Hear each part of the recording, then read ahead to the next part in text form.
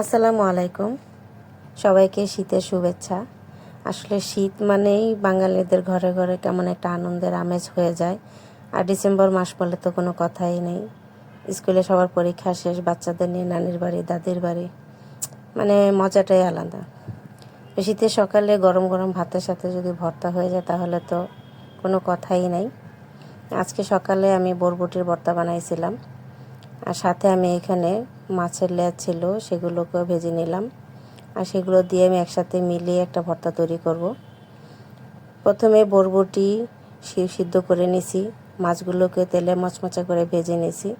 এখন আমি বরবটি প্রথমেই কিছু শুকনো মরিচ আর কাঁচা মরিচ টেলে নিয়েছিলাম, এগুলোকে লবণ দিয়ে মিহি করে নিলাম। তারপরে নিয়ে নিলাম বরবটিগুলো, আর বরবটির সাথে আমি দুটো মাঝারি সাইজের আলুও দিয়ে দিছিলাম। একসাথে বরবটি আর আলুগুলোকে প্রথমে মিহি করে নিয়ে নিলাম।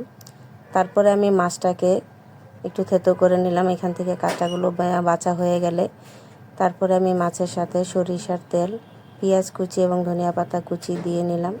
আর এই সবগুলো একসাথে মিক্স করে নিলে আমার তৈরি হয়ে যাবে মজার একটি ভর্তা। মানে গরম ভাত দিয়ে এই ভর্তাটা খেতে যে কি মজা! আপনারা আমার রেসিপিটা দেখে যদি ভালো লাগে তাহলে অবশ্যই বাসায় তৈরি করে খেয়ে দেখবেন আর বলবেন কেমন হলো ভর্তাটা। আর ভর্তা কিন্তু যত বাটাবাটি মাখামাখি ততই মজা। এই তো আমার ভর্তাটা বানানো কমপ্লিট হয়ে গেল।